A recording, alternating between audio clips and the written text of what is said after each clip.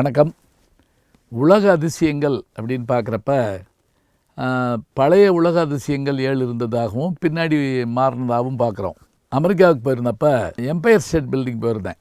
அது உலகத்திலே பெரிய மாடிகளை கொண்ட கட்டடம் அதுதான். அங்கே என்ன பண்ணியிருக்காங்கன்னா, நீங்கள் அந்த தரைத்தளத்தில் பழைய உலக அதிசயங்கள் எது, இப்போ இருக்கக்கூடிய உலக அதிசயங்கள் எதுன்னு வரிசையாக அதை வரிசைப்படுத்தி அழகாக போட்டிருக்காங்க. இப்போ நம்ம பார்க்க போகிறது என்ன அப்படின்னா, உலக அதிசயத்தில் ஒன்று இல்லை, ஆனால் உலக அதிசயத்தில் ஒன்றாக கருதக்கூடிய அளவிற்கு மக்களால் பாராட்டப்படுகின்ற பாரிஸ் நகரத்தில் இருக்கக்கூடிய ஈஃபில் டவர். இந்த ஈஃபில் டவர் இதை கட்டினவர் பேர் அலெக்சாந்தர் கஸ்டவ் ஈபிள். இவர் தான் இதை கட்டுறாரு. இவர் பெரிய என்ஜினியர். எங்கே அப்படின்னு கேட்டிங்கன்னா, பாரிஸ் நகரத்தினுடைய அந்த நதிக்கரையில் இதை கட்டுறார். எந்த ஆண்டு? 1887 இதை கட்ட தொடங்கி 89 முடிக்கிறார். 2 ஆண்டுகள். ஏறத்தாழ 300க்கும் மேற்பட்டவர்கள் இந்த உருக்கு தொழிலில் வல்லமையுடையவர்கள் இதில் வேலை பார்க்குறாங்க. 3 லட்சம் டன்னுக்கு மேலே இரும்பு உருக்கு இதுக்கு பயன்பட்டுருக்கு. அதோடு மட்டுமில்ல 5 லட்சம் ஆணிகள் இதில் பொருத்தப்பட்டிருக்கான். இத்தனை உயரமான இதுக்கு முதல்ல மின் தூக்கி கிடையாது, லிஃப்ட் கிடையாது. ஏன்னா அந்த காலத்தில் லிஃப்ட் இல்லை. அப்போ மக்கள் ஏறித்தான் போகணும், இறங்கித்தான் வரணும். இப்படி இருந்திருக்கு. இன்னைக்கு இதனுடைய உயரத்தை பார்க்குற போது மேலே இருக்கக்கூடிய ஒரு 300 அடி என்னன்னு கேட்டிங்கன்னா, அது ஆண்டனா, அதாவது வானொலிக்காகவும் பண்பலை இதுகளுக்காகவும் தொலைக்காட்சிக்காகவும் வானொலி இதுக்காக வைத்திருக்கிறார்கள். இவ்வளோ உயரமான இந்த டவரை இவர் கட்டின போது இது எதுக்காக கட்டப்பட்டது அப்படின்னு ஒரு கேள்வி கேட்குறோம். முதல்ல எங்கே கட்டப்பட்டது, யார் கட்டினாங்கன்னு பார்த்துட்டோம்.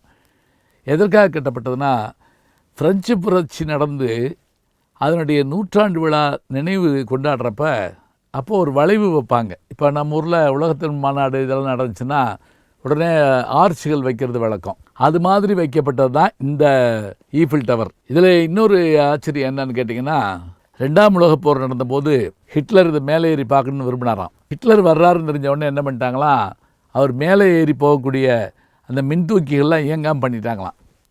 அப்போ அவர் என்ன பண்ணார், மேலே போக முடியாதுங்கிறதுனால கீழே நின்னே பார்த்துட்டு திரும்பி வந்தாராம். திரும்ப அதெல்லாம் இயங்க ஆரம்பிச்சிருச்சுங்கிறாங்க. ஆனால் நல்ல வேளை அவர் அந்த கோபத்தில் அதை அழிச்சிட்டு போகல, அது அப்படியே இருக்குது. இல்லைன்னா செகண்ட் வேர்ல்டு வாரில் எவ்வளோ அழிவுகள் நம்ம பார்த்துருக்கோம்.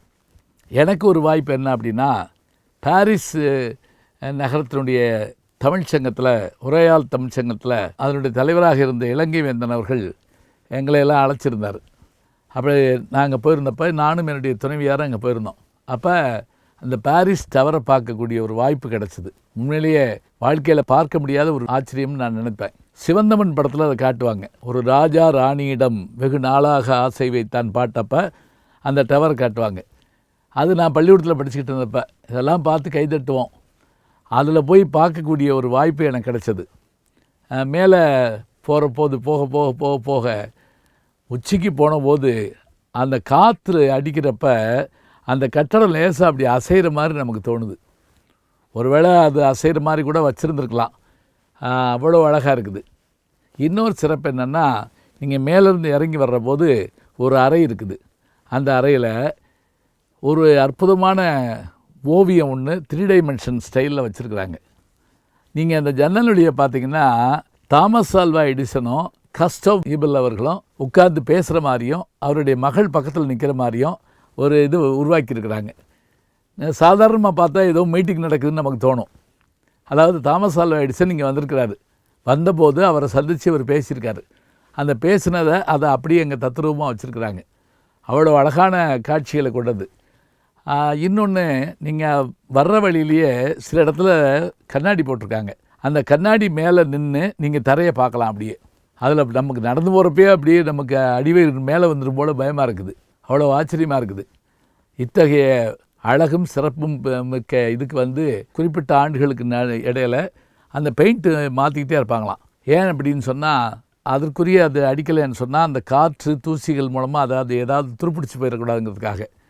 ஆக அவர் வெறும் 20 ஆண்டுகளுக்காக வாங்கினார் இந்த டவர். 20 ஆண்டுகளுக்கு முந்தைய இருக்கட்டும்னு. ஆனால் இது கட்டி முடிக்கப்பட்டு 1889 மார்ச் மாதத்தில் இது மக்களுக்காக பார்வைக்காக திறந்து விடப்பட்டது. மில்லியன் கணக்கான மக்கள், கோடிக்கணக்கான மக்கள் இன்றைக்கும் சென்று பார்த்து வருகிறார்கள் என்றால், இந்த நூற்றாண்டினுடைய நாம் பார்த்து மகிழ்கின்ற ஒரு மிகப்பெரிய ஆச்சரியம் ஈஃபில் டவர்.